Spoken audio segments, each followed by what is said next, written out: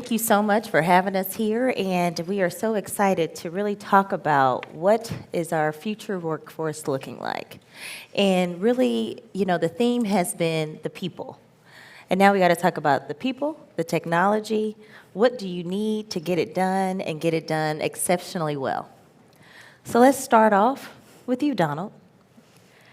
So we've been talking about predicting future workforce needs, and I'd like to get your take on how accurate can we be in considering those future needs, taking into consideration the change of pace in terms of technology. How far into the future should employers be looking, especially since there are workforce challenges that exist right now? Well, I think it's a great question. One, thank you very much for having me. Dan Hartman sends his regrets. Donald Trigg from Apree Health. I think as we think about long-term strategies around growth, both as the lead of companies, but also as we think about that in the context of a state or a region, I think healthcare rushes to the fore in terms of key issues that can differentiate communities like this one. We think about healthcare contextual for what we think is the issue that's going to define the decade, and that's affordability. And I think as many of you know, and I certainly hear in conversations with our clients, there are a set of secular tailwinds playing out around healthcare, unsustainable cost trend, frustration, particularly with employers around the return on invested capital for solutions deployed during COVID that they're now trying to think through and integrate, and declining levels of satisfaction around the experience that they're having. And so we think about it in the context of what's it look like to tackle the affordability crisis, what's it look like to play into some of those macro trends, and what are better solutions and strategies around approach. So what we're working on in concert with JP Morgan here in the Columbus market and their 38,000 employees and dependents that are here is a pretty simple equation: differential digital engagement tied to advanced primary care, tied to total outcomes. And so we think if we can deliver that outcome, it will be definitional for the region and also an exemplar for other large employers across the country. Thank you. How about you, Molly? Well, thanks. As the representative of a small company, I'm sure none of you have interacted with, had someone work for, or work with. No, I joke. We have been in business in Ohio for 146 years. And in that time, we've obviously seen quite the transformation from telephone operators into machine learning, AI. And so predicting the workforce needs for our company is something we think about day in and day out. And all of our decision-making is truly driven by data. We use it to inform not only our physical infrastructure and where we're building out our wireless networks, our wireline networks, but our workplaces.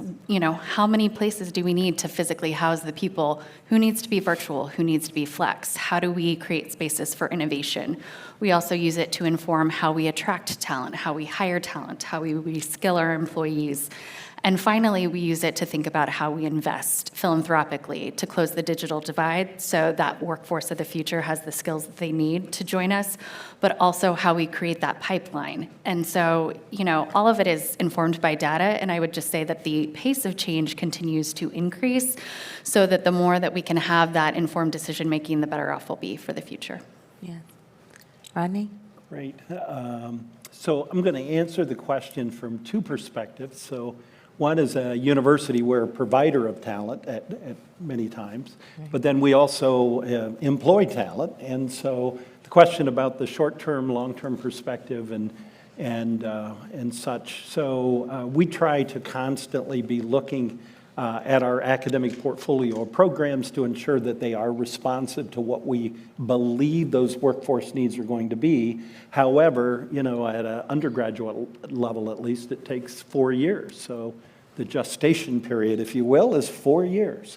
So as we begin to think about that portfolio and making sure that we're delivering the kinds of educational programs we need that meet your needs, we focus on kind of core competencies. What are those core competencies that we want all graduates to have, but a technical expertise, perhaps more focused. So a lot of time is spent on making sure that we're delivering on those core competencies.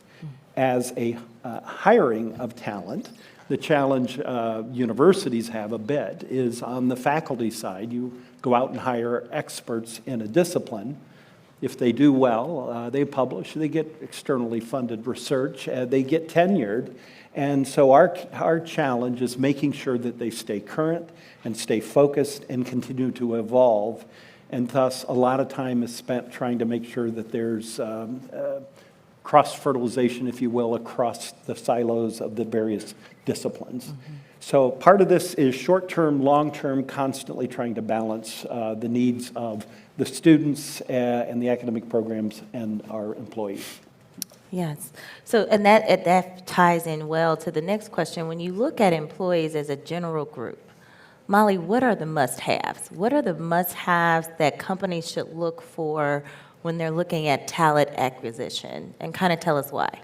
Absolutely. So like I said, we've seen the pace of change increase dramatically, exponentially, and I think it's only going to continue in that path. So what we first and foremost focus on is, the ability to adapt, the curiosity to learn, so that we can constantly be reskilling and updating the needs. So whether it is a chat GPT, whether it is machine learning, whether it is artificial intelligence, we have a workforce base that is curious and ready to make that pivot with us. Rodney, what are some of your thoughts there? Yeah, to Molly's point, that idea of learning to learn, I think in many ways, for us in terms of hiring, we want that innate curiosity that I hope that we would have at the university, certainly among our faculty. But keeping in mind, we hire a lot of staff as well to do the academic coaching and the mentoring and all of the additional programming that is done to enhance one's education. And so that idea of constantly challenging them to think anew, think differently, making sure that they're aware of what is going on in the world around us.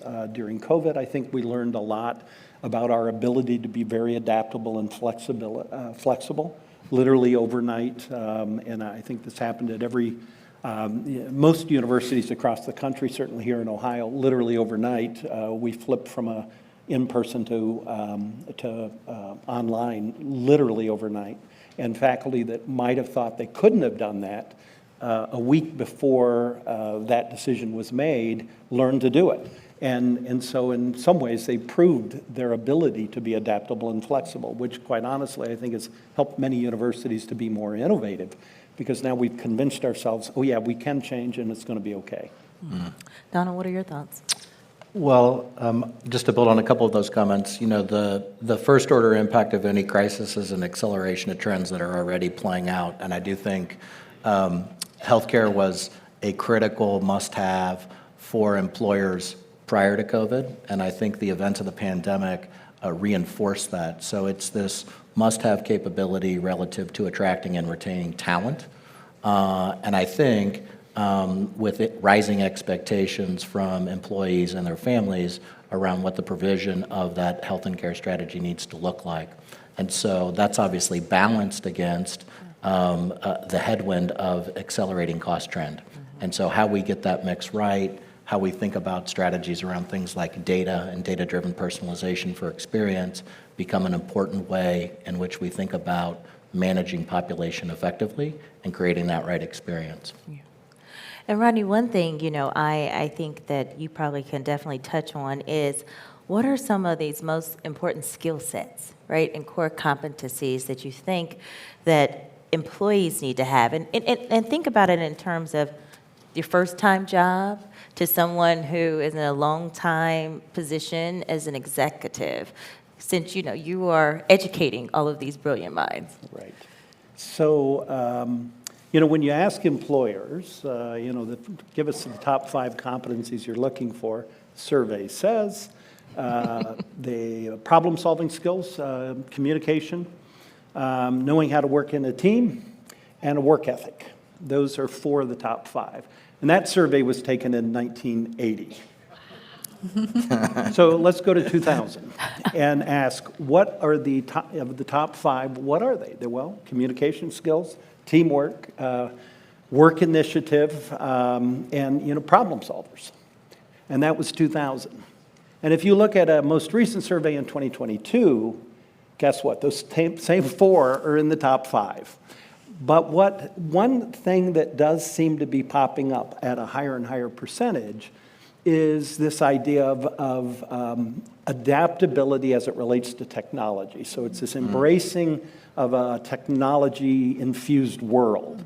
And I think if you go back in 80, that was kind of there way down on the list, but that is the one item that kept rising. And so a lot of the discussion here today has been around how do you embrace that technology and race with that technology. And I would add that is that one additional competency that drives our innovation, that drives our creativity, but that component seems to be one that is on the rise. And so we try to respond to that accordingly in curriculum design, as well as challenging our community about being aware of what does that look like within your profession or your area of study.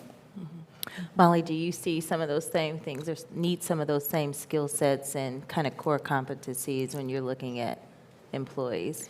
Absolutely. And I would just put a pin in that last point is if you think about our company in 1984, we had 220,000 telephone operators. 20 years later, that was a 75% decline. So you think about the pace of change that we see, understanding and the ability to adapt and keep pace with that, even as it increases, I think is essential. The other thing that I think we look for is we try to implement real-time learning too. That, long gone are the days where you had your undergrad education, maybe graduate education, and you were done. You need to be learning day in and day out as this evolves. And so we think about creating an environment that is conducive to that learning, but also being able to turn that over very quickly. And so people are learning not only for the job that they have, but for the job needs of tomorrow while they're in their current role. Mm-hmm. And would you say, Donald, that you kind of see some of the same needs in terms of the skill sets or something different? Well, I think everybody's thinking about skill set development, contextual for their hiring strategy. And I do think one of the things that is unique to this post-pandemic period is how we start to create a uniform and shared definition around hybrid workforce. We know that certain things do happen better in an office-based environment. Collaboration, complex problem solving, mentorship and career development.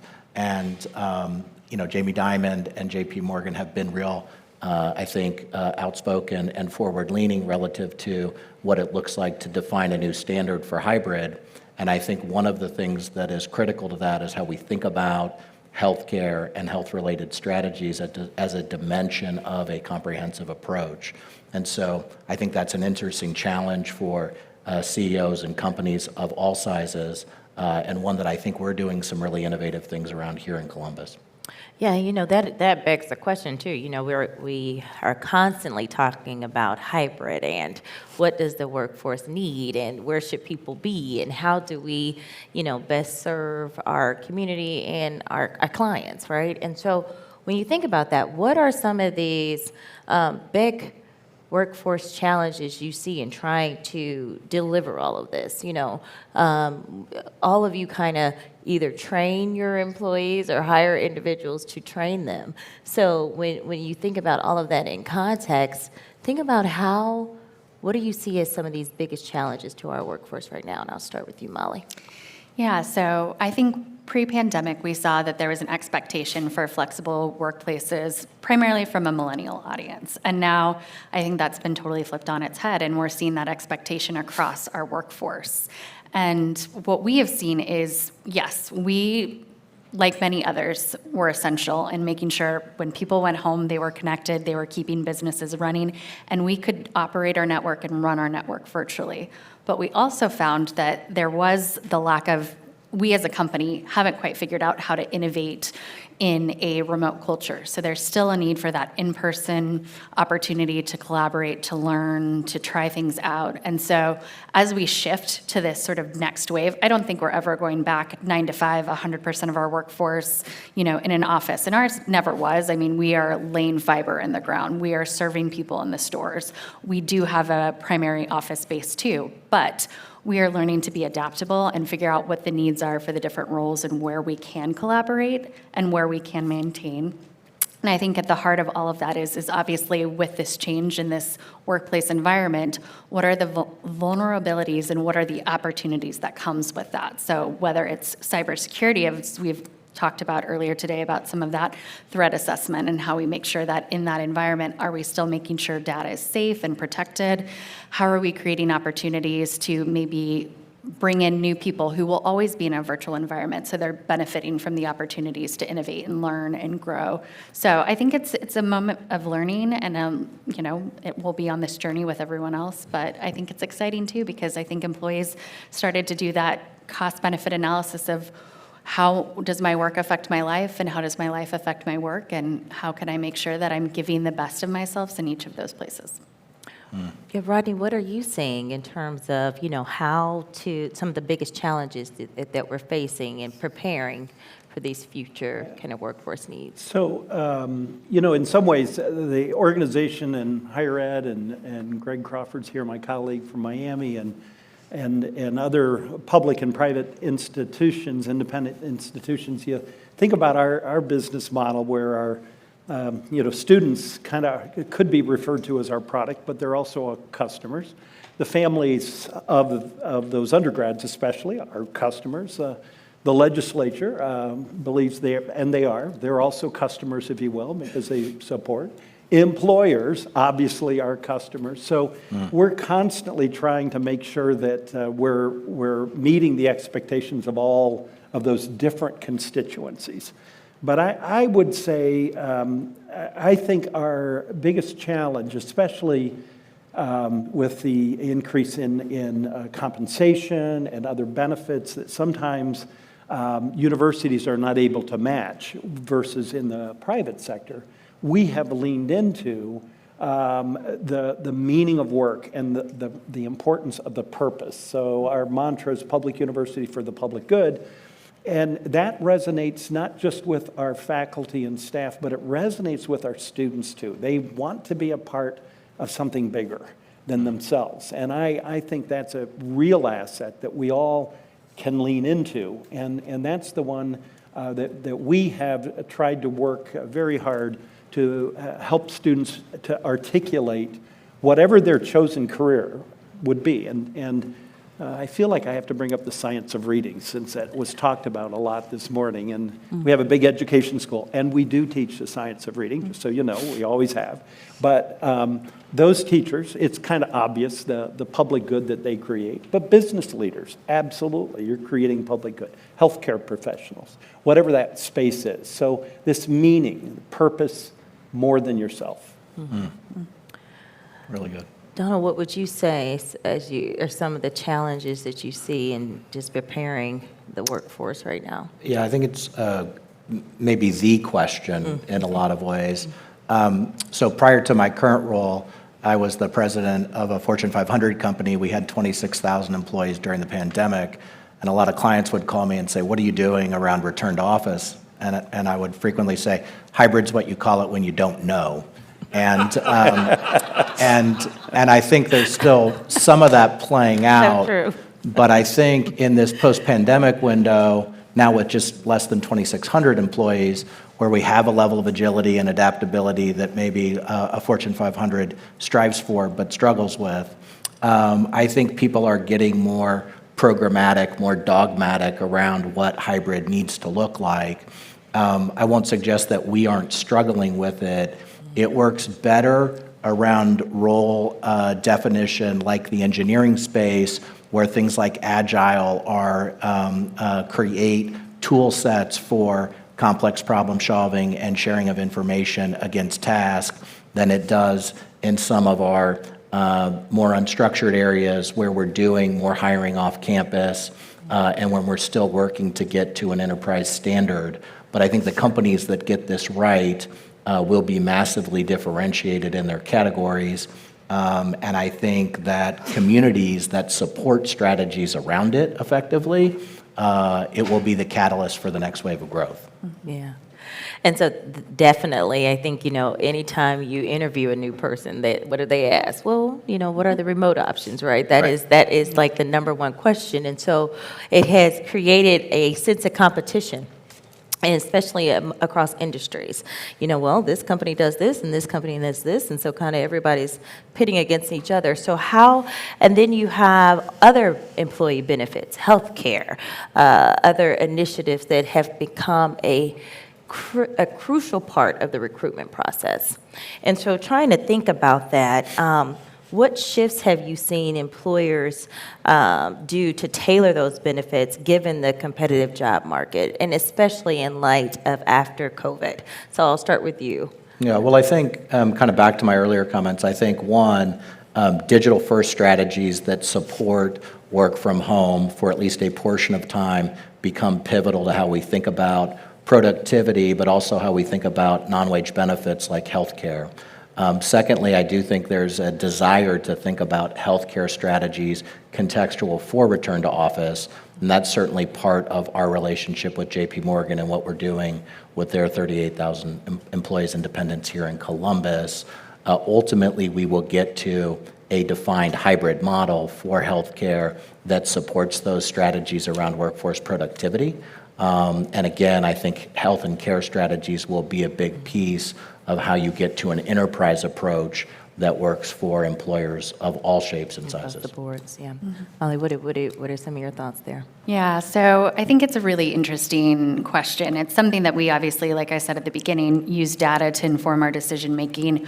We do peer benchmarking. We, listen first and foremost. And I will say we do a yearly survey of our more than 150,000 employees worldwide. And we really take to heart that feedback that they offer us. So one of the things that we've changed more recently, is offering expanded benefits as it relates to parental leave, and then adding benefits around caregiver leave. If you think about a lot of the folks that you may know or work with or be, whether they're raising children and taking care of aging parents or vice versa, having the ability to be there for their family when they need it is really important. And it's something that folks aren't looking to sacrifice perhaps anymore.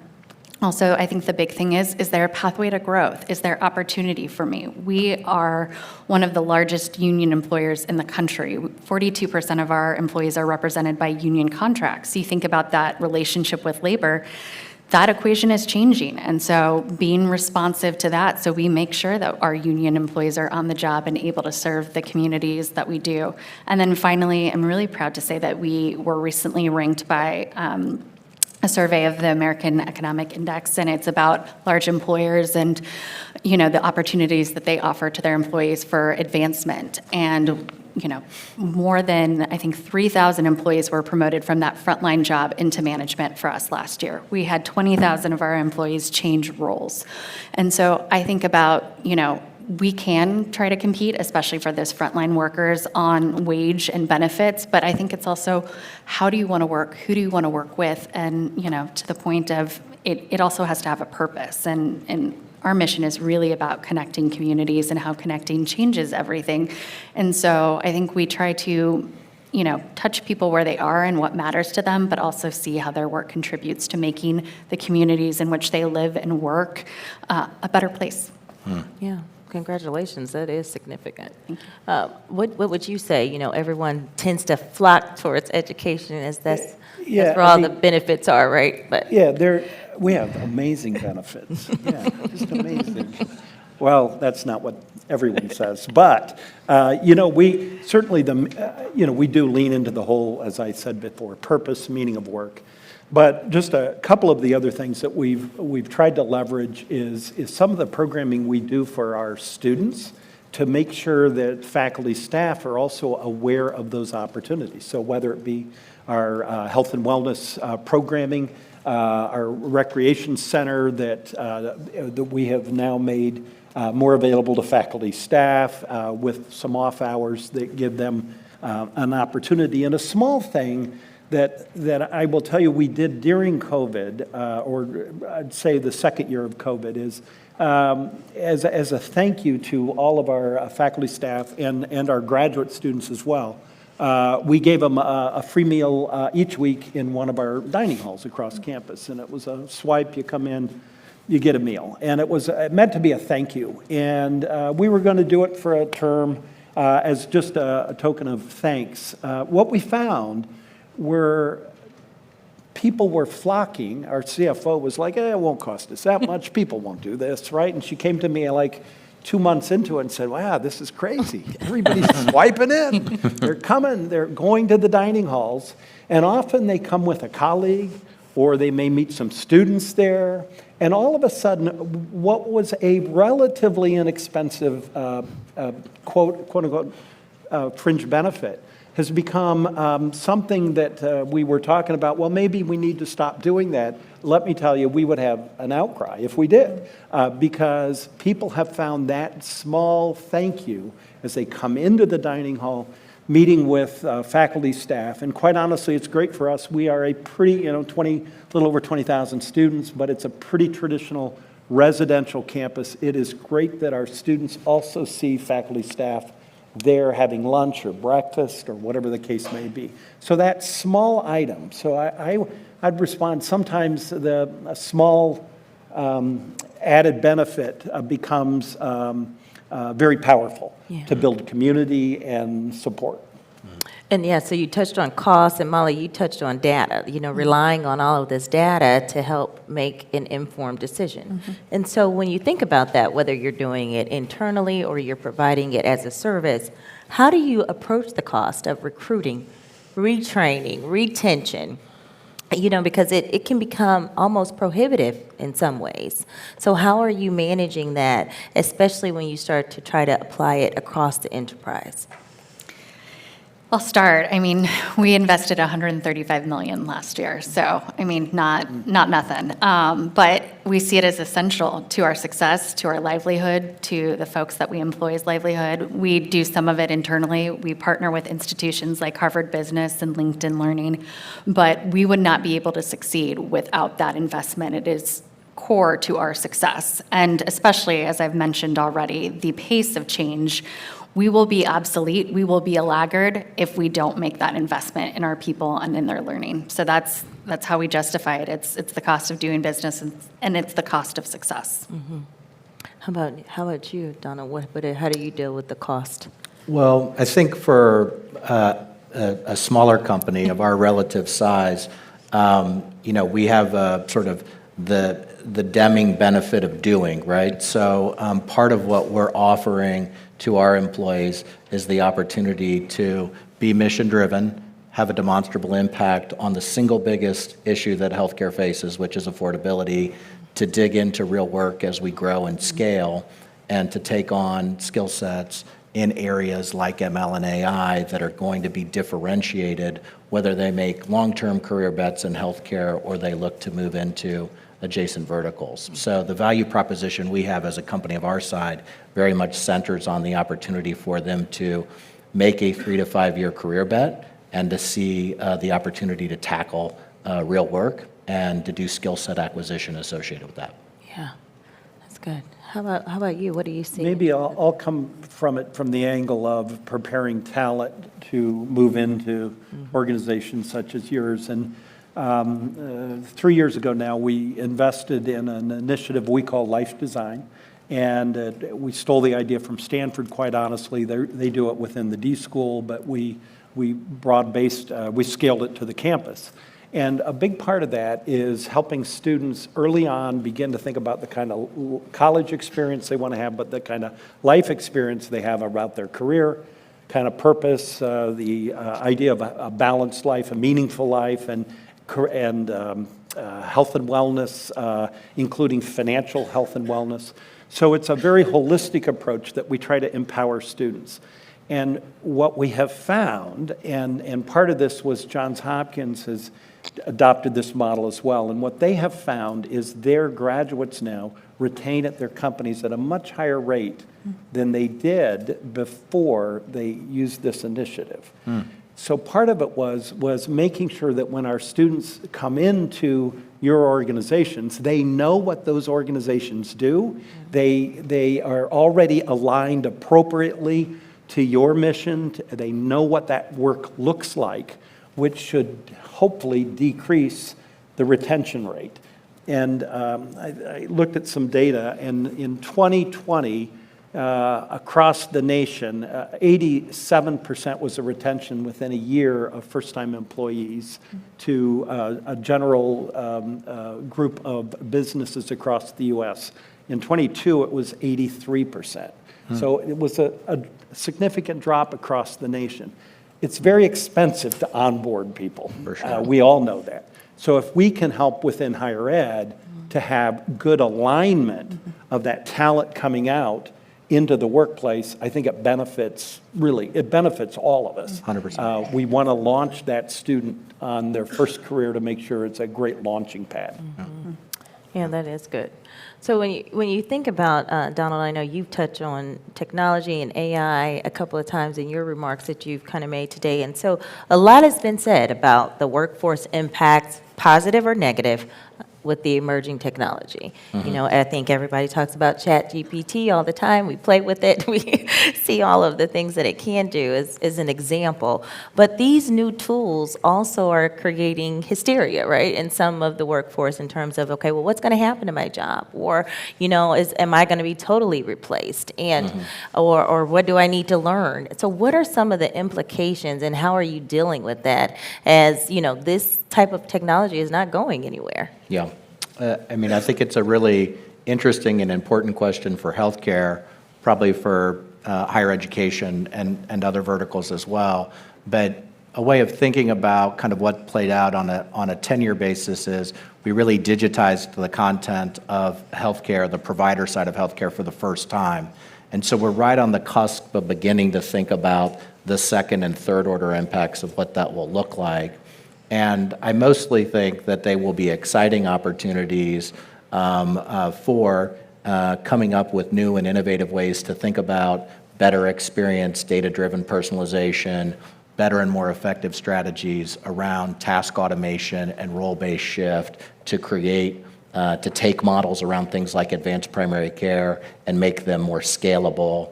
And that regions, because healthcare is local, that are smart in terms of how to think about not only workforce development strategies around it, but informations around things like information sharing and data exchange in a way that is smart and secure, will have a differential advantage relative to other regions, other geographies.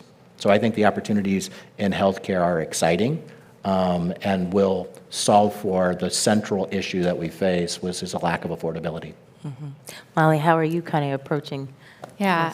As I said, you know, technology transitions are not something new to us, you know, just like we went from plain old telephone, landline service, faxes, pagers, you know, computers in your hand, now on to the next wave, you know, artificial intelligence, machine learning. It's a tool. It's a tool and it's how we use it. So if we think about investing in skills and learning and equipping our people to use that tool effectively, I think we'll be able to make the transition. I mean, it's going to be disruptive, but just like everything else, we'll adapt and we'll move on. And as we've already said, you know, the workforce needs, we're craving talent, trying to hire. We are having more people leave the workforce, retire from the workforce than enter the workforce. So I don't think it's a matter of eliminating people. I think it's just a matter of preparing those people to make that transition and use that technology effectively for whatever the needs are for tomorrow. That's good. All right, Rodney closes out with your Well, thoughts. all of my comments today came from Chat GPT, so it's been very helpful. So, and you can tell how poorly they were constructed, so you can see that maybe it's not so powerful. I don't know, but I would say just I think it is an exciting time. This technology, you know, we've seen it. Older members of the group here, you know, we saw that analog to digital switch that occurred, and we are now truly at another point. In higher ed, we use a lot of predictive analytics. We use all kinds of technology. we're playing around with an Arizona State product around Dreamscape Learn, which is a truly immersive virtual reality. It's over the top. DreamWorks is a part of the model in terms of investing in this company, but some fascinating ways to engage students in the learning process. And I think the power here is we can almost individualize and begin to truly tailor an educational experience for each of our students to be prepared for all sorts of opportunities. And at the core, though, is learning to learn. At the core is making sure everyone, our employees certainly, but our students have learned to learn, whether it be with technology or not. But learning to learn and racing with that technology is going to be key. Thank you. Well, Molly, Donald, and Rodney, thank you so much, and thank you all for your attention.